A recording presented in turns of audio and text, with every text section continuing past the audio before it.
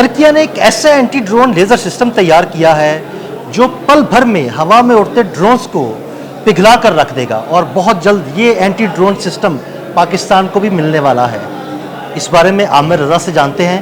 جی عامر بھائی، یہ anti drone system کیا ہے اور یہ کب پاکستان کو ملے گا؟ اچھا، یہ اینٹی ڈرون سسٹم ہی نہیں ہے، بلکہ آپ یوں سمجھے کہ جدید دنیا کی جو جنگ ہے وہ اس سسٹم پہ جا رہی ہے، اور ترکی اس میں پائنیئر کا رول پلے کر رہا ہے۔ یعنی باقی دنیا بھی اس پر ریسرچ کر رہی ہوگی، لیکن اس سے پہلے میں آپ سے پوچھنا چاہتا ہوں، آپ نے بچپن میں کھیلا ہوگا وہ لیزر گن ہوتی تھی جی، جس میں سے روشنی نکلتی تھی اور وہ دشمن کو لگتی تھی، ریڈ اور گرین، ہم آپس میں فوجیاں بنا کے کھیلتے تھے۔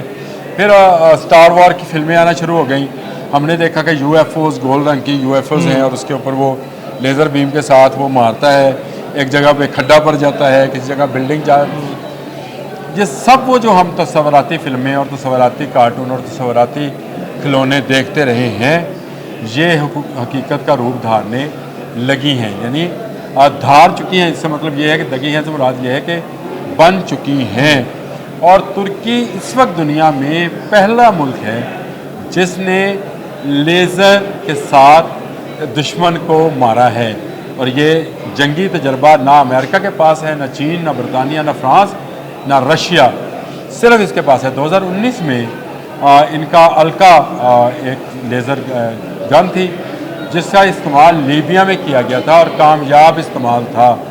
یہ اس وقت پوری دنیا میں واحد مثال ہے۔ اگر آپ کو لیزر کے حوالے سے جنگوں میں اس کے استعمال کے بارے میں پوچھنا ہے تو آپ کو پھر الکا کی طرف جانا پڑے گا، اور الکا کو جس نے ڈیزائن کیا تھا اس کا نام پاکستان سے ملتا جلتا ہے، روکستان۔ اچھا، یارمن زبانن ترکی اور ترکی نمی دانم والا معاملہ ہے بھائی، ترکی ہمیں آتی نہیں ہے۔ یہ روکستان سے مراد دفاع ہے، ویسے صحیح، پاکستان سے سمجھ لیں پاک لوگوں کے رہنے کی جگہ، روکستان سے مراد ہے ایسی جگہ جہاں دشمن کو روکا جا سکتا ہے، دفاعی نقطہ نگاہ سے۔ الکا انہوں نے بنایا تھا، لیکن یہ واحد ہتھیار نہیں ہے جو ترکی اس وقت تک بنا چکا ہے۔ ترکی اس سے آگے کی ٹیکنالوجی بھی چلا گیا ہے۔ یہ 5 کلومیٹر 10 کلومیٹر کا تھا، اس سے آگے گوباک ہے، پھر اس کا بیلجین ایک ہے۔ یہ سارے وہ ہیں چیزیں جو ان کو وہ نہ صرف ایجاد کر چکا بلکہ اپنی گاڑیوں، کسی کو بہترین گاڑی کے اوپر لگایا ہے، کسی کو ٹینک نما گاڑی کے اوپر لگایا ہے، اور اس کو کامیابی سے اس کا وہ استعمال کر رہا ہے۔ یہ بڑی دلچسپ بات ہے کہ ترکی ہی کیوں کر رہا ہے۔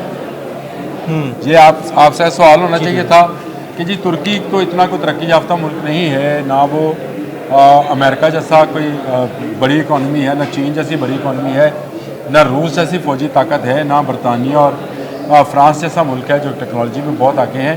تو وائی ترکیہ، جس کو بھی ترکیہ بولتے ہیں، ہم ابھی تک ترکی کر رہے ہیں، تو ترکی ہی کیوں لیزر کے اوپر جا کر اتنی انویسٹمنٹ کر رہا ہے؟ اصل میں ترکی ان 39 ممالک میں سے ایک ملک ہے جو نیٹو کا رکن ہے، اور اس پر نیٹو کام کر رہا ہے۔ صحیح۔ اور نیٹو نے جو لیبارٹری بنا رکھی ہے لیزر کے حوالے سے وہ ترکیہ میں ہے، جس کو ہم ترکی عام زبان میں کہتے ہیں۔ اس لیے ترکیہ کی جو دفاعی صنعت ہے اس نے بہت جلد یہ چیزیں اڈاپٹ کر لی، اور نہ صرف یہ دفاعی نقطہ نگاہ سے انہوں نے کر لی بلکہ اب تو آفینسو نقطہ نگاہ سے بھی آ گئی۔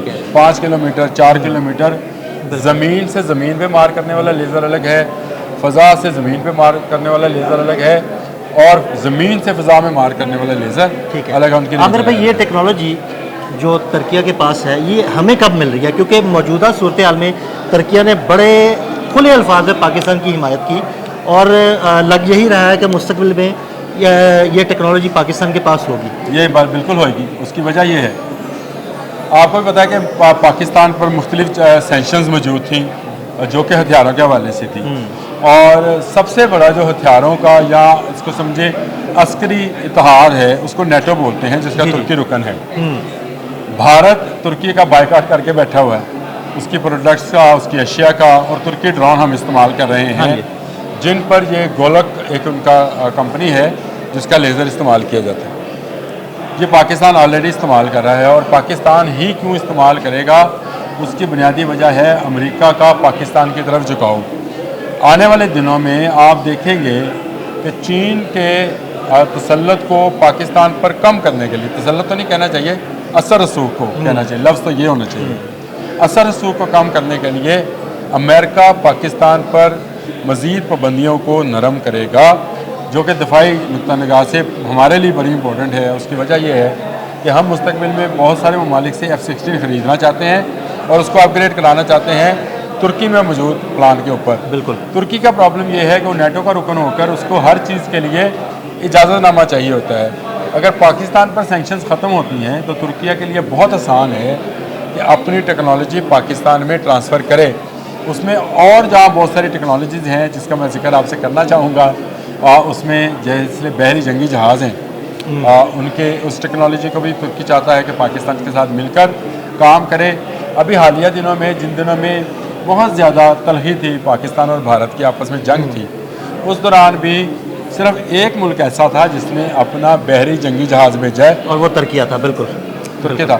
اور ترکی آپ کے شپ یارڈ کو جنگی بنیادوں پر اس قابل بنانا چاہتا ہے کہ آپ اپنی جنگی شپس بنانا شروع کر دیں۔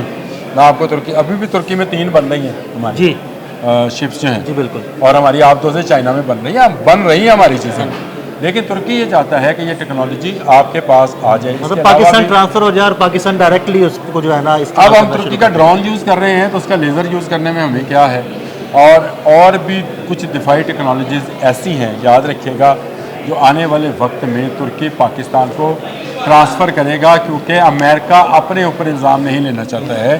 عامر بھائی تو 5th جنریشن فائٹر جیٹ بھی تو ہم ترکیہ کے ساتھ مل کے بنا رہے ہیں نا؟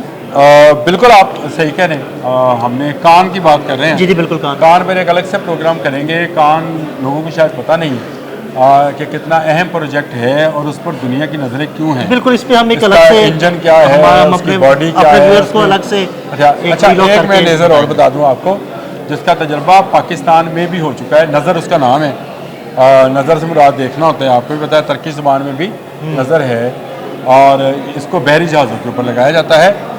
یہ جو میزائل بحری جہاز کی طرف آتے ہیں اس کو اندھا بلائنڈ کرنے کا کام آتا ہے یہ سسٹم جو ہے۔ اس سسٹم کا تجربہ یہ جو ابھی ترکی کا جہاز آیا تھا اس کے اوپر بھی نصب تھا۔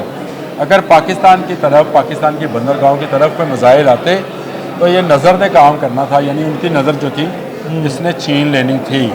تو یہ نظر والا جو لیزر ہے یہ بھی ہمارے پاس آئے گا۔ یہ ٹیکنالوجی پاکستان کے پاس آنی ہے، آج آئے کل آئے، لیکن میری اپنی اطلاعات کے مطابق بہت جلد طیب اردوان دوبارہ پاکستان آنے والے ہیں، آئیں گے۔ یہاں پہ بہت سارے MOUs سائنز ہوں گے جن میں دفاعی نقطہ نظر کے بھی MOUs ہیں جن پہ آپ کی بڑے انٹرسٹ ہے، آپ کی دلچسپی ہے، لوگوں کی دلچسپی ہے۔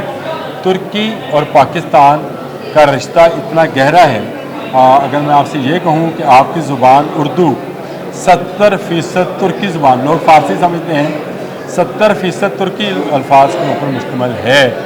جی ہاں بالکل، آپ بالٹی کی مال ماری اس طرح کی چیزیں جو بولتے ہیں یہ سب ترکی زبان کے نظر میں نے ابھی بولا کہ تو یہ ایسا ہمارا اٹوٹ رشتہ ہے دونوں کا۔ اسلام بھی ہمارا رشتہ ہے، پھر ہمارا مذہبی مسلک کی بھی رشتہ ہے ترکی کے ساتھ، اور اب دفاعی رشتہ بھی ہے۔ ترکی اور پاکستان اور چین اس بلاک کا میرا خیال ہے میں کچھ دن پہلے آپ سے بہت تفصیل کے ساتھ بات کر چکا ہوں۔